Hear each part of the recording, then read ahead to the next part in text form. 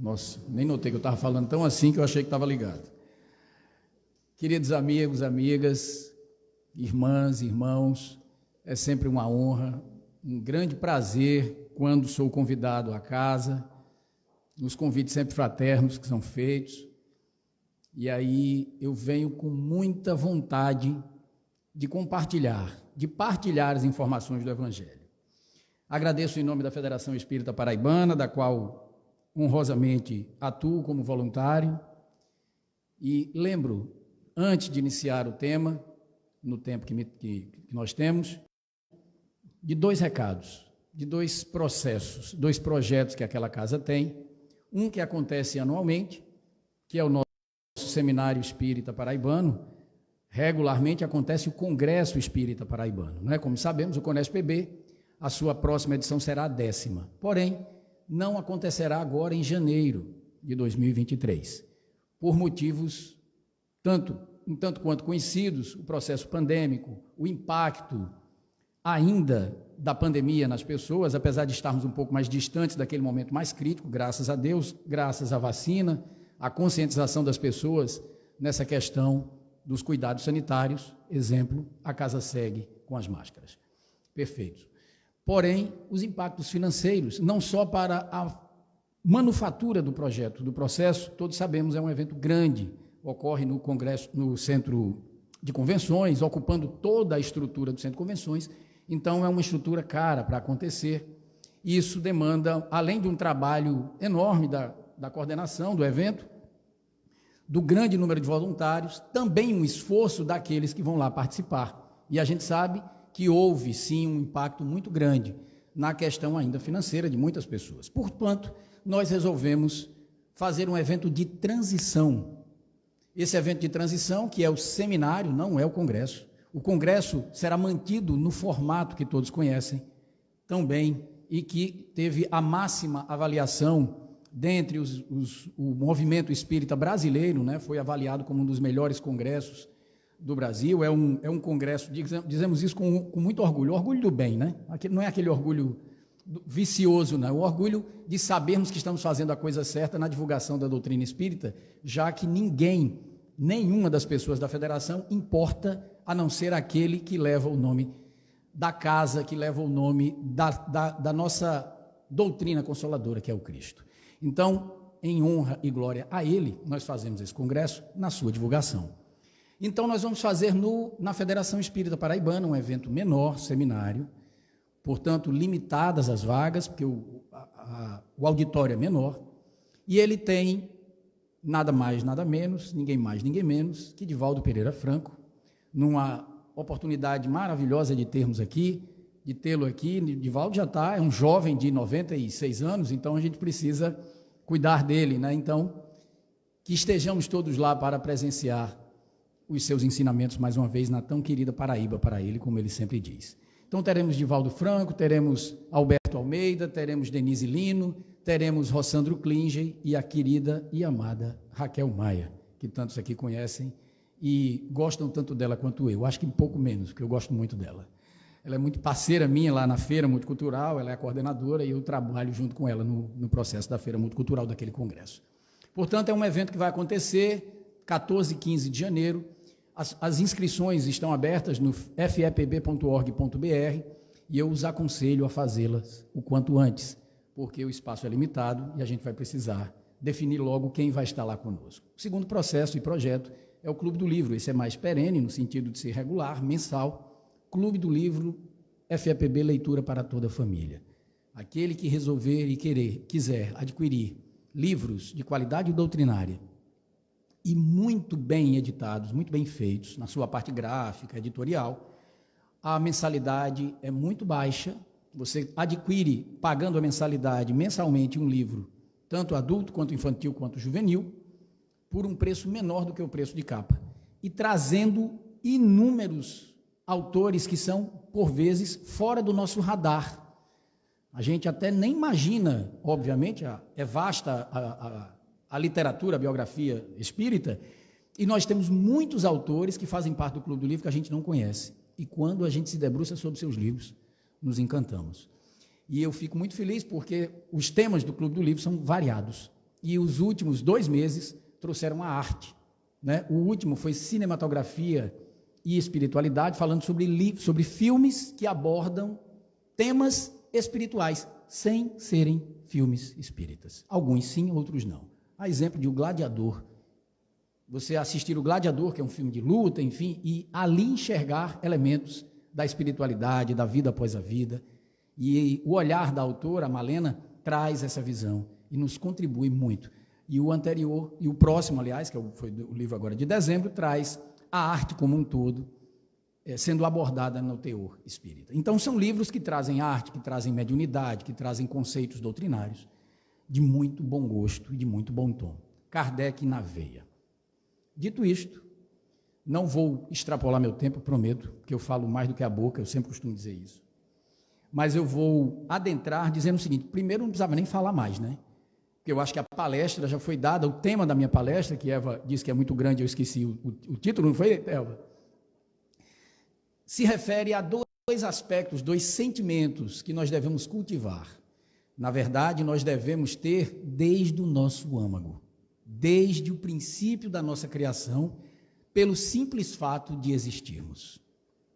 Gratidão, a quem eu atribuo aspectos de ontem e hoje, o tema é ontem e hoje. Gratidão. Amanhã, esperança. Gratidão e esperança são 2 sentimentos, eu assim os nomino, que estão intrinsecamente ligados. Um depende do outro para acontecer na sua plenitude. Por isso que eu digo, talvez eu nem precisasse falar, porque grato nós todos já estamos, por presenciarmos aquilo que é essencial. E eu agradeço ao Viana de Carvalho por estar contribuindo com isso que eu vou citar agora, que nós assistimos agora há pouco, que é o processo de evangelização. Cuidar do futuro da doutrina, do futuro do nosso movimento, que é um movimento aos poucos envelhecido, né? Nós precisamos renovar as nossas práticas para trazer para as crianças, que são o nosso futuro, o nosso processo evolutivo. O movimento espírita evolui sem perder uma vírgula da essência de Kardec. Não evolui no sentido de dizer, eu acho que o Livro dos Espíritos está um pouco ultrapassado, já pode ser melhorado. Não. Em sua essência, em sua plenitude, nas suas 1019 e mais, né, 1200 e tantas perguntas, em função de ter A, B e C, em algumas delas, em seus desdobramentos, não há uma sequer questão desatualizada, porque ela não foi escrita para o povo ou para a região da época, ali século XIX, não. Ela foi escrita para a eternidade. E ela simplesmente, o Espírito de Verdade, a pleiade de espíritos trouxe àquela época, porque ali já era possível a humanidade contestar, usar a razão a fé baseada na razão, os conceitos e os preceitos ditos por tantos outros irmãos de fé, de crença, de conotações diferentes de entendimento, já poderíamos confrontar, questionar, que é a essência da nossa doutrina, questionadora. Mas por quê? De onde? Para onde? Quando nós viemos? Vamos? Porque aqui estamos. Então, o agradecer já está feito. E eu agradeço aqui, de coração, a maravilhosa exibição que nós vimos aqui das crianças. E com direito a alguns aqui interpretando, fazendo performances, né? Os meninos que estavam tocando aqui atrás talvez não tenham visto, mas à frente a coisa estava fantástica, viu? Amigos, eu começo falando de alguém que traz o tema esperança, que traz o tema gratidão, desde os seus primeiros momentos de entendimento, de conhecimento da luz, chamada Cristo. Aquele a quem eu chamo de apóstolo mais destemido, né? Até porque sofreu muito por esse ímpeto de levar aos gentios, por uma missão divina, por uma indicação crística, a palavra, o conhecimento, a luz da salvação e da consolação. O apóstolo Paulo, em suas epístolas, famosas cartas, trouxe, em algumas delas, na segunda aos Coríntios, especialmente, um texto belíssimo, que eu não lerei aqui ipsis literis, mas que relata a dor e o sofrimento pelo qual passara até chegar àquele momento daquela carta aos Coríntios, levando a força através daquele WhatsApp da época, que eram as cartas, as epístolas, a força, a manutenção da força, da fé, da crença, para continuar o trabalho naquela igreja recém-formada. Aquelas palavras de incentivo traziam a informação do quanto ele vinha sofrendo, do quanto ele sofrera, né? Citando, enumerando, inclusive, o tipo de martírio pelo qual ele vinha passando.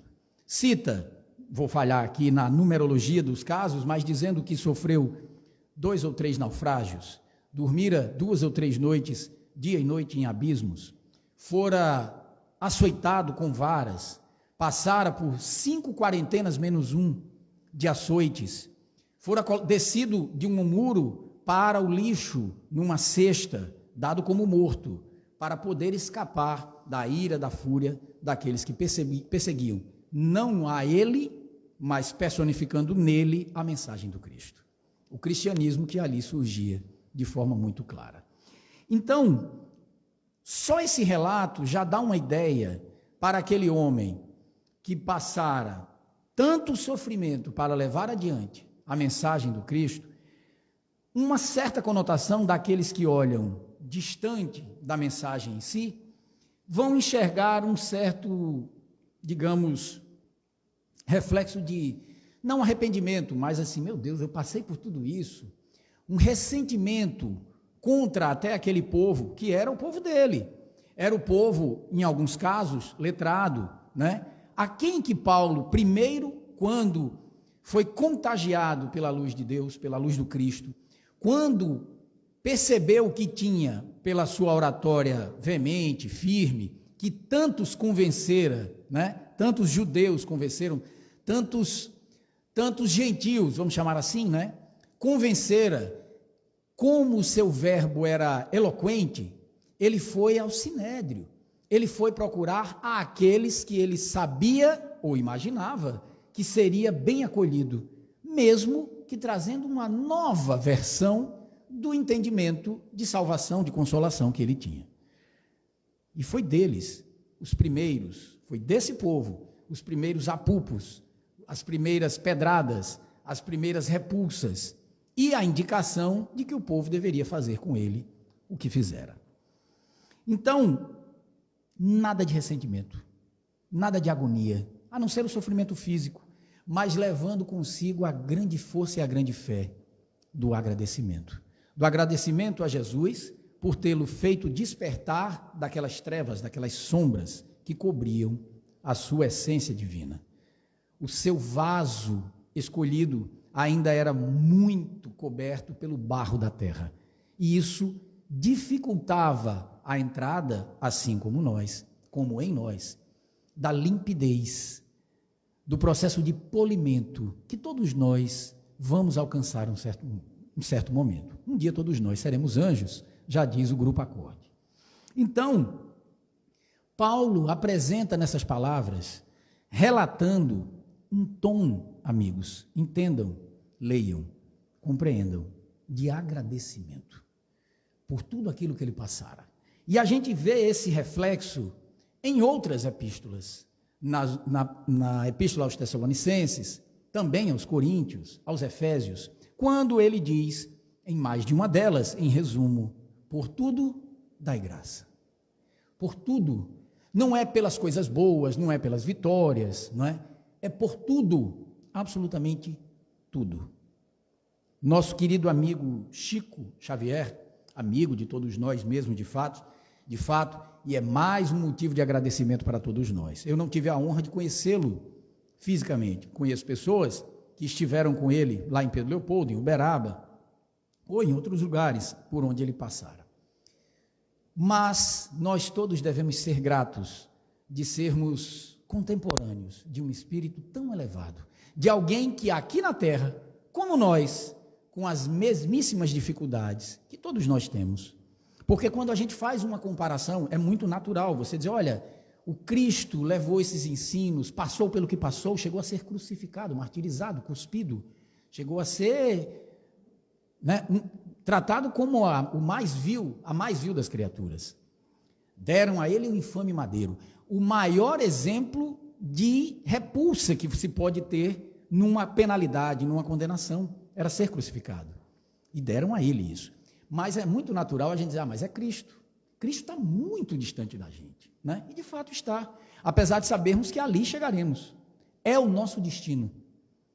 E Cristo, falo dele para voltar para Chico, Cristo, sem nenhuma conotação de ligação, sabemos da hierarquia, né? Mas Cristo, mesmo ali crucificado, mesmo sendo Cristo, sentindo as dores e o martírio que o corpo permitia sentir, já que ele humildemente permitiu diminuir, encolher, né? Ser humano, ser a mais espiritualizada das criaturas humanas, quando ele é o maior espírito dentre os humanos. Mas ele permitiu-se, num processo de humildade, viver como nós. E a gente fala, mas é o Cristo. Mas mesmo ele ali preso, né, mãos e pés fixados pelos cravos, dizer, Senhor, perdoa-os. Eles não sabem o que fazem. Isso é um processo de agradecimento também, por saber que com a sua permissão, com o seu trabalho ali feito, com a sua exemplificação, a humanidade seria outra a partir daquele instante. Então, num agradecimento a Deus, poupando-nos da ira que muitos irmãos esperam e aguardam do Cristo, ou do Messias esperado. Um ser numa armadura dourada, quem sabe em cima de um cavalo branco ou negro, né, empunhando a força e a ira, passando a mão pesada sobre as atrocidades daqueles povos que perseguem aqueles que são os escolhidos. Cristo derrogou todas essas definições e trouxe a mais humilde das exemplificações. Nasceu pobre numa manjedoura e conviveu espalhando o amor, o conceito de consolação e o agradecimento. Porque ele orava, ele agradecia e exemplificava com as suas vivências o que nós devemos fazer. Voltando a Chico, nós devemos ser muito gratos por termos em Chico Xavier um ser contemporâneo que tivera uma série de dificuldades como nós temos, e mesmo assim é a maior, aí uma visão minha particular, a maior exemplificação do quão grandes, enormes, em agradecimento, em ações, em atos, em esperança, nós podemos ser, sendo como nós somos, né? Seres falíveis, factíveis. Chico nunca trouxe para si, nunca guardou para si um conceito de superioridade, apesar da sua aura, da sua energia ser absolutamente imensurável. Imensurável. Lembremos que técnicos vieram ligados à NASA, com conceitos de medição, né, de aura, de energia, que nós somos energia condensada, e esses equipamentos não conseguiam medir. Não conseguiam medir. Não se tinha leitura suficiente para dizer assim, olha, e pessoas que eu conheço e que são relatadas nas inúmeras biografias de Chico, comentam que o fato de você estar sentado aguardando Chico em Uberaba, em Pedro Leopoldo, onde ele estivesse, né, no Grupo Espírita da Prece, na Casa Luiz Gonzaga, aonde ele estivesse, as pessoas esperavam a sua chegada e, de repente, uma emoção tomava conta da casa, pessoas choravam, pessoas sorriam, pessoas se alegravam, pessoas se consternavam e não sabia de onde vinha, para alguns uma melancolia, para outros uma alegria esfuziante, e dali a alguns minutos, alguns instantes, Chico adentrava a porta.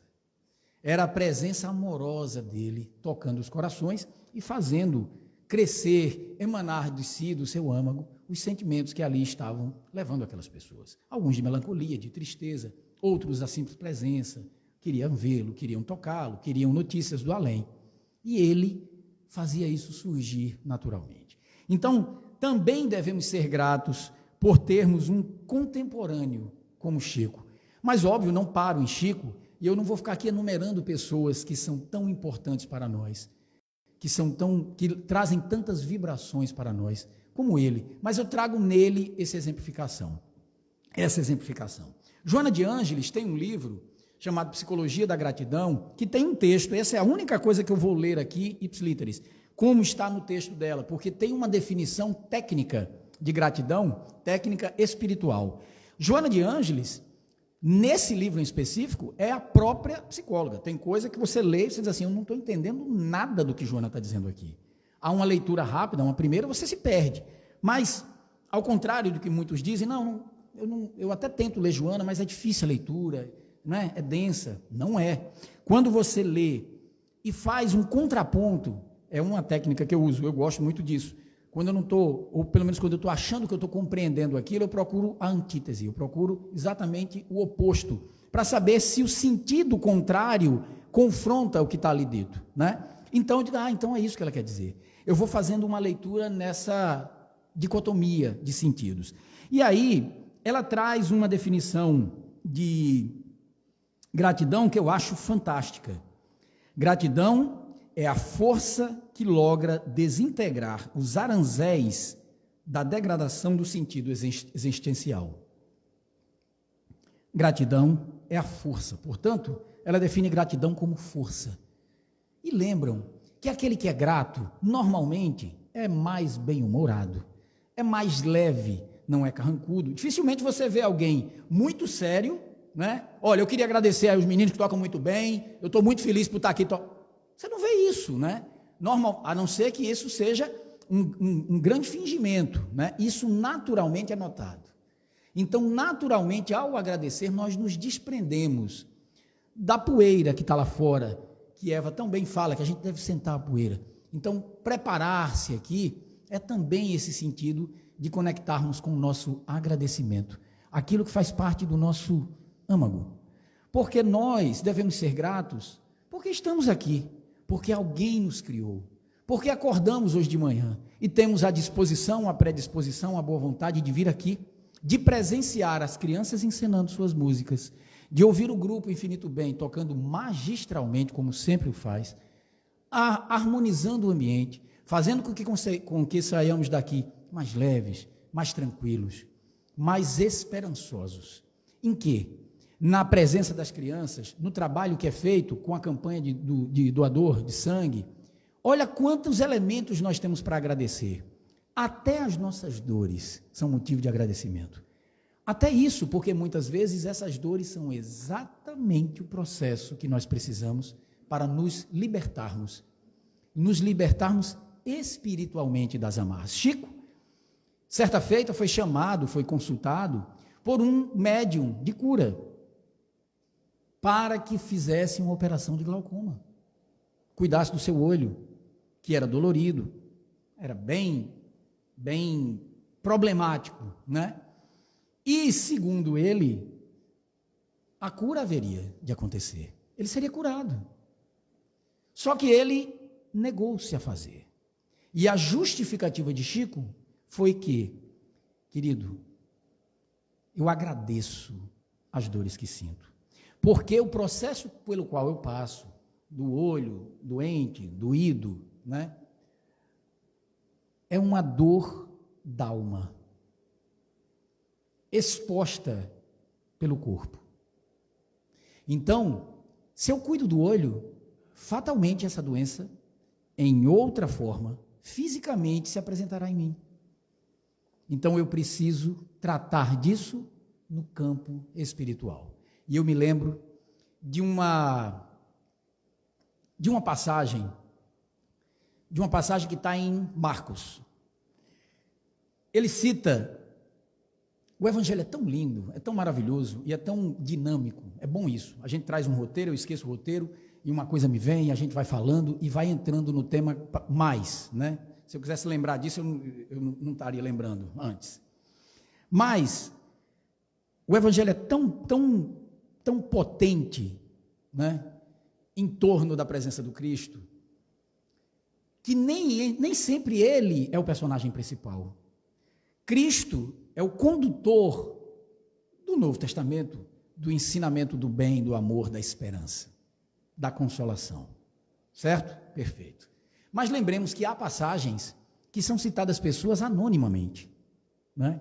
É a mulher hemorroíça, né? É a samaritana do poço, você não sabe quem é, você não sabe o nome, mas que passam e contextualizam o Evangelho, aproximando também para evitar aquele processo, mas era Cristo, para aproximar de nós. Eu me vejo como aquela mulher hemorroíça, eu me vejo como aquela samaritana, eu me vejo como aquela adúltera, pega em adultério, cujo nome não é dito. E uma dessas passagens é daquele moço que não tem nome citado, as vestes, uma veste marrom, o moço da roupa marrom, algo desse tipo, que Marcos relata que João chega esfuziante para Jesus e comenta: Jesus, encontramos ali um homem que expulsava demônios em teu nome. E nós o repreendemos, palavras minhas. Nós o repreendemos. Que é isso? Com que autorização você tem para usar o nome de Cristo? Ele te autorizou a isso, a lhe dar esse poder? E não há ali naquela citação um contexto anterior, posterior daquela citação. Há a resposta do Cristo numa frase muito conhecida que Cristo teria dito, que é um ditado, né, entre nós. Ele faz: olha, não o reprovais, não o proibais de fazer o bem, palavras minhas, de fazer o bem em meu nome, porque aquele que não é contra nós, por nós é. Essa história, essa passagem, ela é melhor tratada por Ivone do Amaral Pereira no livro Ressurreição e Vida. Um dos capítulos cita exatamente a história desse moço. Não cita nome, mas dá detalhes de sua complexão física, de suas roupas. Era um homem da capa marrom, que, andando e percebendo a presença de Jesus, em gratidão, a alegria de conviver com ele, de enxergar seus ensinamentos e as suas curas, certa feita, passa por próximo de Jesus, em meio a uma multidão, e as vestes do Cristo, tal qual a hemorroíça, tocam-lhe a face. Possivelmente ele foi ali, não é, chegar perto e tal. E aquilo Cristo sente, percebe, ele cai de joelhos, beija a ponta da vestimenta de Jesus, eles trocam olhares, Jesus o abençoa. E ele entendera que a partir dali ele tinha, por determinação do Cristo, sem uma palavra, essa missão de ajudar as pessoas. E se sentindo tão vibrante, tão agradecido por aqueles momentos, passa também a curar as pessoas, impondo as mãos, a alimentar nas pessoas a gratidão por conhecer Jesus ou os seus ensinamentos e a esperança de dias melhores, de vidas melhores. Vidas melhores, num processo de reencarnação. Acontece que aquele moço, que não tem nome, mas tem características, depois da crucificação do Cristo, depois do martírio, depois do processo todo, da ida de Jesus ao retorno, ao reino, à pátria espiritual, ele sonha com Jesus. E depois de inúmeras curas, inclusive aquelas pelas quais fora repreendido por João, ele disse que, num sonho, isso Ivone do Amaral Pereira, através de Leon Tolstói, o russo, escritor russo, que traz essa história nesse livro, comenta que trocar olhares com Cristo em processo de sonho, né? E Cristo teria dito para ele, como um agradecimento aos processos mútuos, as trocas, né, do Cristo para ele e dele para com os seus, que é assim que nós devemos fazer. Nós não devemos receber a luz do Cristo, receber as bênçãos da consolação e guardarmos para nós. De nada adiantaria nenhum dos músicos aqui, dos instrumentistas maravilhosos que nós temos, ter o conhecimento que eles têm e tocarem dentro do quarto das suas casas. Olha, eu estou tocando aqui, aí chega alguém, abre a porta, para. De que adianta isso? Isso precisa ser colocado para fora. Nós temos o dever, a missão de ocuparmos tribunas, de ocuparmos espaços com os nossos instrumentos. Esse jovem, por sinal, atraía jovens, crianças e adultos com instrumentos musicais. Tocava alaúde e tocava pífano. E atraía nas praças as pessoas com sua arte. Olha a arte aí. Com a sua arte, as pessoas vinham e ele falava da arte maior que habitava o reino dos céus. A arte do amor, da caridade, da fraternidade, da solidariedade. A arte do Cristo. Portanto, diz Leon Tolstói, através de Ivone do Amaral Pereira, nesse livro, nesse capítulo, que até hoje, aquele tempo, né, se sabia de um senhor de roupa marrom, já rota, que ainda tocava as praças, atraindo jovens, adultos e crianças, e falando das benesses que a gratidão por conhecer e adentrar o reino do Cristo geravam nele e naquele com os quais as pessoas que sabiam dessa luz conviviam e espalhavam. Não ponhais o alqueire embaixo. De onde? Nós precisamos colocar isso o mais alto possível. Então, falando dessa gratidão como a base, como o elemento essencial para iniciarmos um processo do segundo passo, da segunda etapa. Quanto mais gratos nós somos pela vida, pelos processos de dor, pelos processos de relacionamento, aquele relacionamento difícil que nós temos em casa, com o vizinho, no trabalho, onde quer que seja, agradeçamos por isso, porque são oportunidades. Não adianta pedirmos a ter, eu queria ter, Senhor, dai-me paciência, Jesus, por favor, eu tenho que enfrentar isso todo dia, essa criatura que me perturba, enfim. É como se o Senhor, como se Jesus, como se os nossos amigos espirituais, ao nosso redor dissessem, amigo, você não está pedindo paciência? Olha aí a oportunidade de exercitá-la, não é? Senhor, eu estou passando por um processo difícil, acabei de descobrir um sintoma de algo, enfim, e está ali materializado num laudo médico, não é? Pronto. Agarre-se com aquilo, com esperança, com fé e também com gratidão, porque nós acabamos de passar, não finalizando, né? Estamos num processo, se Deus quiser, final, né, que a gente sabe que vai conviver com isso por muito tempo, por um processo de pandemia que nos fez exatamente pensarmos assim. Todos nós queríamos estar livre disso, né? Mas se eu abrisse a porta, estava a porta. Se eu ligasse a televisão, estava na televisão. Se eu ouvisse o rádio, estava no rádio. Se eu abrisse um jornal, uma revista, a internet, onde eu tivesse, nós estávamos, e estamos ainda, né, agora mais amenizado, convivendo com esse processo. Então, é um aprendizado. Devemos ser gratos por estarmos aqui. Devemos ser gratos pelas equipes médicas que trabalham incansavelmente, recebendo pessoas, colocando as suas próprias vidas em risco, num momento mais crítico, muito mais do que hoje, mas sim ainda, porque essas pessoas nos oportunizaram estarmos divulgando que estamos vivos, que estamos conhecendo aqueles que adentraram mais aprofundadamente nesse momento, o seu conhecimento com a espiritualidade. Quantas pessoas que nós não conhecemos estavam tão distantes do contato consigo mesmo, com a família, com um aspecto religioso, né? Seja a religião e a crença que for, sem nenhum proselitismo aqui. Como as igrejas estão cheias, não é? Como nós estamos cheios de nós mesmos, no conhecimento do que devemos fazer, dos cuidados. Isso é um ato de agradecimento. E o esperança, não trago no sentido da esperança vinculada a esperar que aconteça, esperar que melhore. Eu trago mais vinculada ao aspecto do esperançar.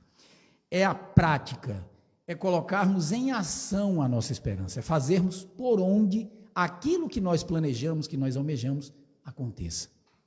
Isso é esperançar.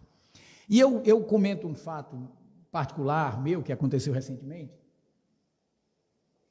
que eu acho que resume bem, num aspecto muito doloroso para pessoas que enfrentam esse preconceito, essa dificuldade da sociedade acolher, porque nós temos uma grande dificuldade em acolher as pessoas quando elas são diferentes, prestem atenção no que eu estou dizendo, sem nenhuma conotação preconceituosa, diferente daquilo que nós ou somos ou entendemos que deve ser o correto. Infelizmente, muitas pessoas têm esse conceito. Se eu sou assim, então quem é diferente de mim, ou está errado, ou ainda tadinho, ainda vai alcançar, né?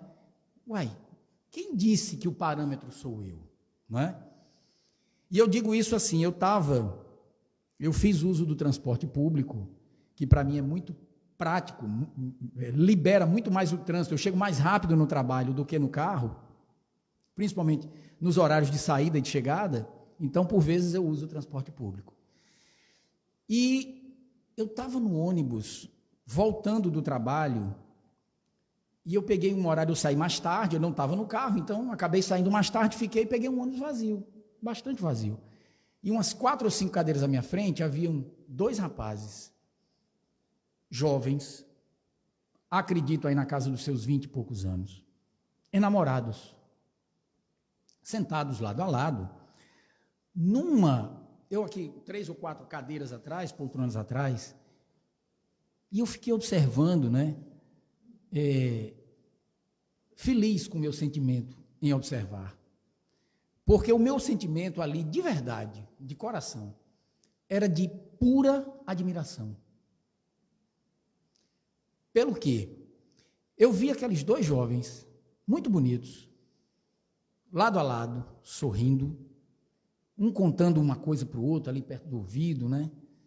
E de uma maneira tão lúdica, mas tão bela, né? Que passou longe de mim, e é uma coisa que eu acho maravilhosa. Lembremos, Kardec disse assim, conhecemos o verdadeiro espírita, pelo que, gente? Que as nossas más inclinações. Em más inclinações está tudo que vai contra a harmonia que o amor promove. Tudo. Feriu o conceito de consolação, de harmonização, de amor. Feriu, isso é má inclinação. E eu não sei, nessa encarnação, não sei nas anteriores, ora, se nessa encarnação eu sou assim, eu imagino o que é que eu era nas últimas. Porque nós somos sempre o top de linha, né? Nós, eu digo assim, dentro da minha linhagem, se é que a gente pode falar assim, né? Eu, essa coisa que vos fala, sou o meu melhor. E eu ainda tenho preconceito, eu ainda tenho rancor, eu ainda tenho ódio. Quando eu vejo, eu vou voltar para a cena dos 2, para terminar meus minutos. Quando eu vejo uma cena de qualquer violência, né? Que eu ainda me movo, eu ainda sinto uma certa alegria. É muito comum ser divulgado cenas pelas redes sociais de assaltos ou tentativas que a vítima que está ali, o cidadão que está ali, saca uma arma e mata, e fere aquele que vier a lhe atacar, né? E eu confesso que há momentos em que, quando você vê isso, o ímpeto de dizer assim, defendeu-se, que bom, né? Aquele ímpeto de você dizer assim, olha que coisa boa. Eu disse, gente, mas o cara matou alguém, ou ele feriu. Será que a gente deveria fazer isso? Ah, mas azar do cara que foi fazer, por que ele foi? Esse bandido, esse delinquente, gente, é um irmão meu, cometendo uma atrocidade, ele está em erro, mas nem por isso eu devo defender que ele tenha a sua vida ceifada. Cabe a nós, seres humanos, termos medidas corretivas apropriadas. Jamais desejar a morte. Cristo não desejaria. Está longe? Chico não desejaria. Então, esse ímpeto de fazer, quando eu penso e quando eu vejo isso sendo tolhido por mim mesmo, é um sinal de que eu estou combatendo as minhas más inclinações. E ao ver aquele casal, e a cena final foi linda, porque eles estavam ali brincando, um do lado do outro, numa cena muito amorosa, e em determinado momento, sorriu muito bem-humorado, né?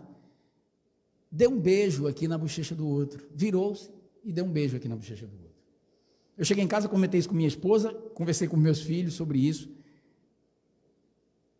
e eu achei ótima a resposta da minha filha menor, porque é um sinal de que os ensinamentos estão sendo válidos e que ela está mais evoluída do que eu. Não que eu tivesse preconceito ontem, antes de ontem, mas simplesmente aquilo me tocou. Não foi a primeira vez que eu vi, não foi a primeira vez que eu tive contato, conheço inúmeras pessoas que são homossexuais, que têm relacionamento aberto no sentido de estarem muito conscientes de seu papel e abertamente demonstrarem carinho. O que é um absurdo é você querer tolher isso. Toda forma de amor é um ato de amor. Não havia imoralidade, não havia nada que um casal heterossexual ali dentro fizesse que fosse combatido. Então, por que aquele casal deveria ser? Então, esse beijo na bochecha ali foi o fechamento lindo. E aquilo me deu um sentimento de esperança, de que nós um dia tenhamos toda a expressão de amor, de carinho, de consolação, de agradecimento, de esperança, sendo demonstrada de maneira correta, de maneira moral, de maneira ética, sem desvios, seja hétero, seja homo, seja trans, seja o que for, mas trazida de maneira equânime. Isso é um ato de agradecimento. E eu fiquei muito agradecido a Deus por essa compreensão. E eu quero encerrar, pelos tempos que Eva me deu, disse que não ia cumprir, que ia cumprir, acabei não cumprindo, Eva, não tem jeito. Eu quero encerrar, vou até botar aqui para não esquecer, trazendo uma música que eu ouvi há muito tempo, há bastante tempo, e ela sempre me tocou, porque sempre que eu pensava em esperança, em projeção de algo bom, de algo inclusivo, de algo fraterno, solidário, automaticamente essa música me vinha à mente. Automaticamente. E ela não é uma música espírita. Foi composta em 1977. E ela traz, eu vou tentar, me perdoem, pelo amor de Deus, vocês quatro que cantam, mas eu quero só cantarolar, acho que a maioria que conhece, só pedindo que vocês prestem atenção na letra. Esqueça a voz que está cantando, esqueça a melodia absurda que eu vou fazer aqui, totalmente errada, fora do tom, mas é só para que vocês se concentrem em como essa letra é um ato de agradecimento à vida e de esperança, do verbo esperançar. Como a gente pode ter ali na frente a libertação. Olhem essa música pela conotação espiritual. Façam a ligação de cada palavra com os aspectos espirituais. Desvincular-se das nossas dores, das nossas amarras, aquilo que mantém a gente desesperançoso, grosseiro, ainda ingrato perante a grandiosidade da vida. Essa música diz mais ou menos assim. Vou até beber água. Diz isso. Amanhã será um lindo dia da mais louca alegria que se possa imaginar. Amanhã, redobrada força, pra cima que não cessa, há de vingar. Amanhã, mais nenhum mistério acima do ilusório, o astro-rei vai brilhar. Amanhã, a luminosidade alheia a qualquer vontade há de imperar. Amanhã está toda a esperança, por menor que pareça, existe é para vicejar. Amanhã, apesar de hoje, será a estrada que surge para se trilhar. Amanhã, mesmo que uns não queiram, será de outros que esperam ver o dia raiar. Amanhã, ódios aplacados, temores abrandados, há de ser pleno, há de ser pleno. Essa música é de Guilherme Arantes, e ela traduz para mim o que é o amanhã, com esperança e com Jesus. Que Deus nos abençoe.